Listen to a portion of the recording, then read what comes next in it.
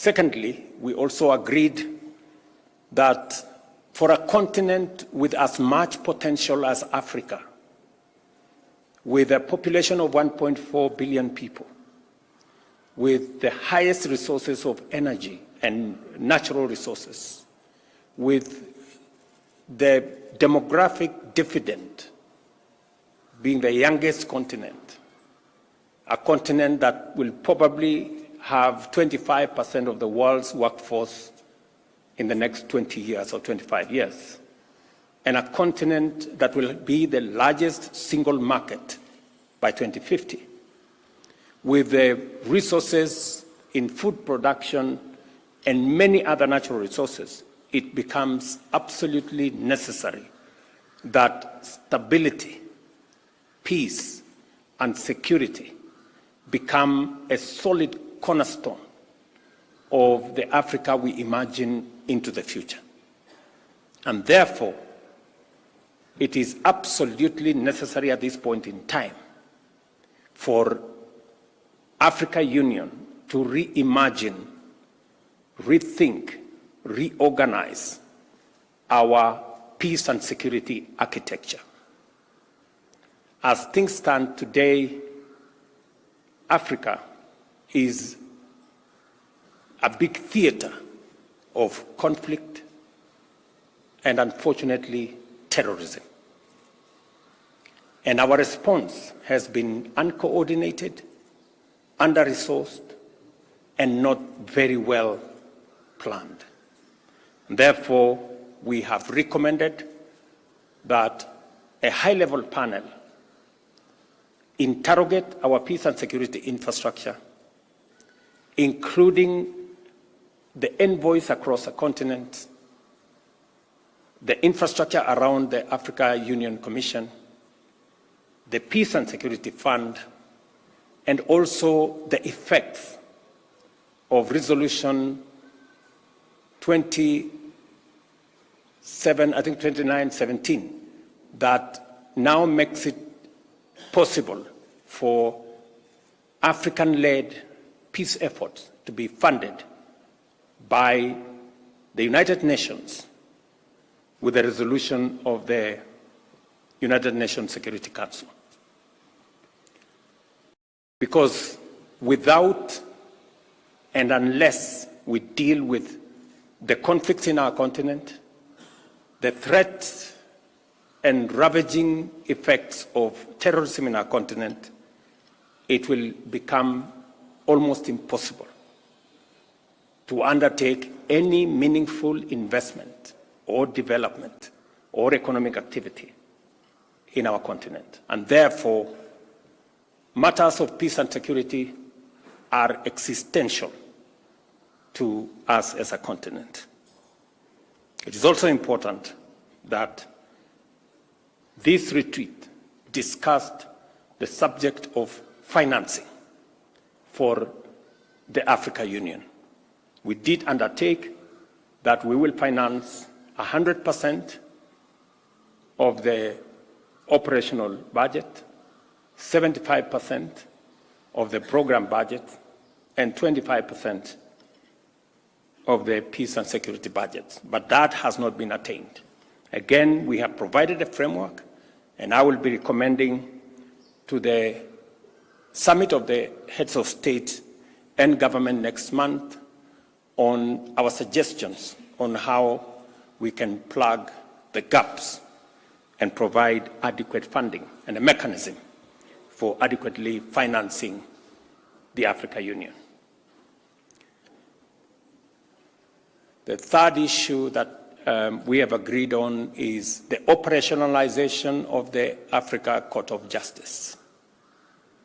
As we all know, this is what was envisaged in the Constitutive Act of the Africa Union, and to provide clarity and to exercise judicial authority of the Union. The African Court of Justice and the protocols necessary for its implementation were concluded in 2009, and 16 years later, we have not been able to operationalize. I will therefore be making a recommendation for the operationalization of the African Court of Justice with the appointment of judges so that by June this year, we can have a mechanism for conflict resolution in our continent, especially on disputes between countries, disputes between institutions of the African Union, and a reference for the tribunals that currently exist. Once again, it is a very important forum that we have engaged in that will go all the way to a presentation on the Pan-African Parliament to make it much more accountable, to agree on the election process of members of the Pan-African Parliament, to look at the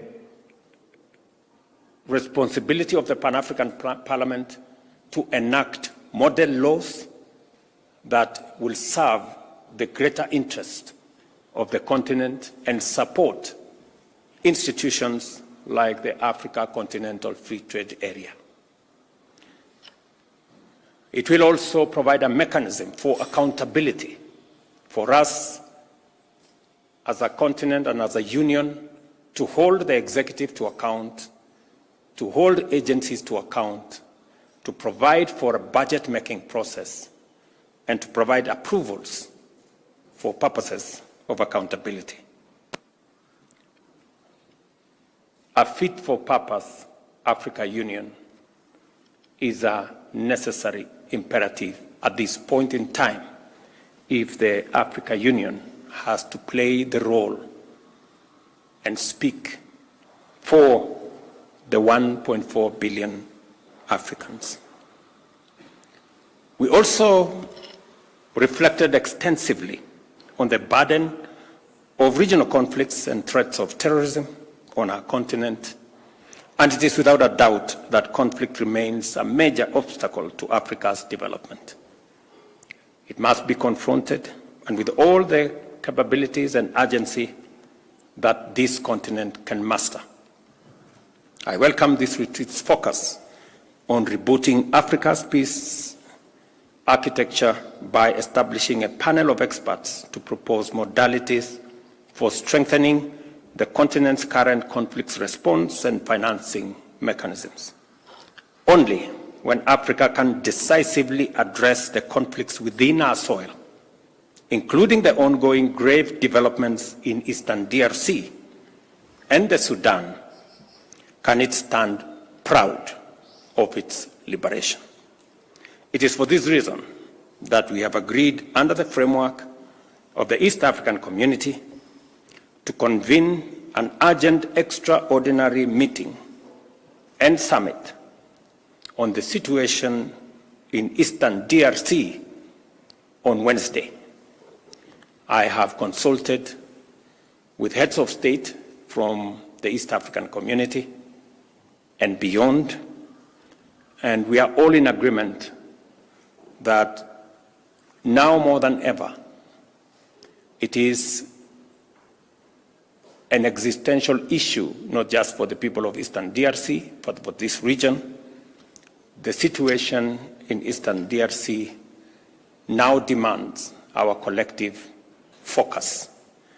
And as the chair of the East African Community, I will be convening this meeting, as I have said.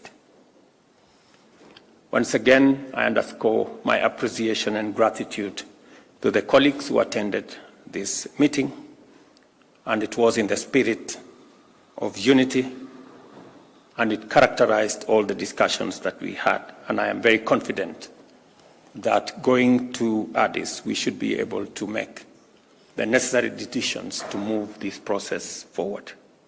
Thank you very much. I will take maybe a question or two at most. Please introduce yourself, the media house you represent, and keep your question as short as possible. Thank you. Mr. President, my name is Emmanuel Tau from Citizen TV.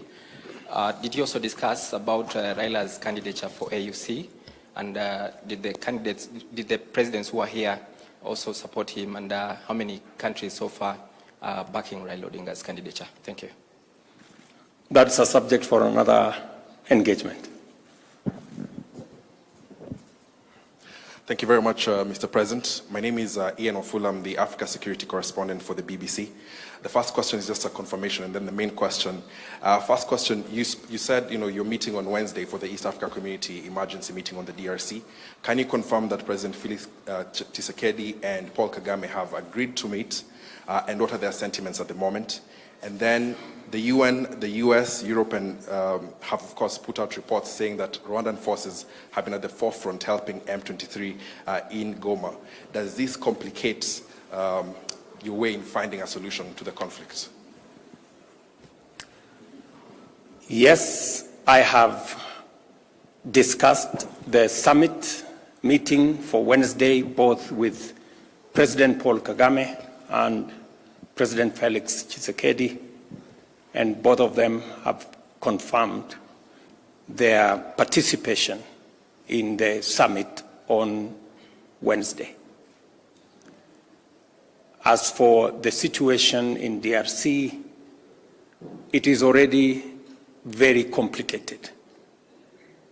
So the presence of security people from wherever place doesn't add any more complication. It is already too complicated. This is a situation that has festered for 30, 40 years. We've had a UN peacekeeping mission there for the last 20 years. We've had forces from the East African community in and out. We've had forces from SADC in and maybe out. So there is a complicated situation there.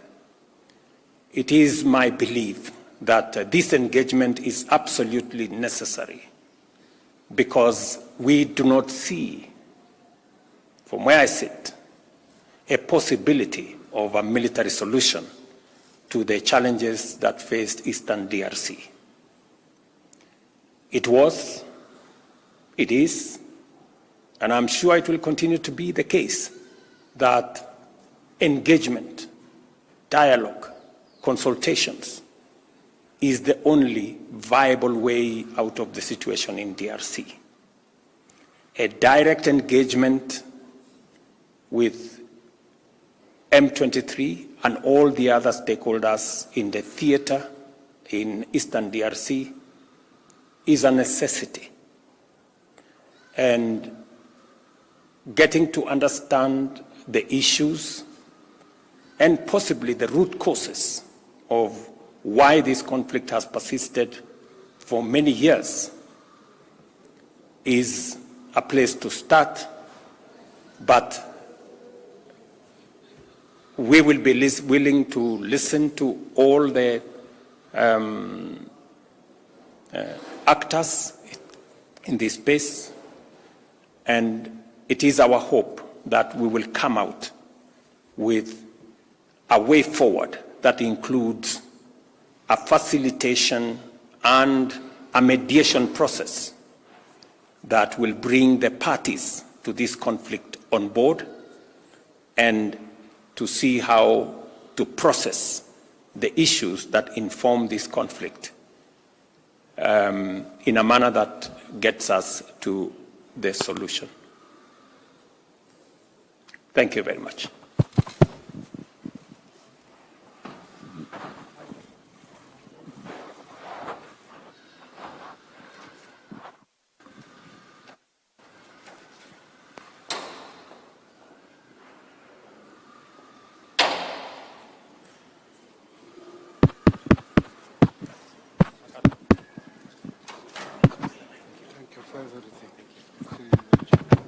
All right, thank you, members of the press. That brings us to the end of the press briefing. Asanteni sana.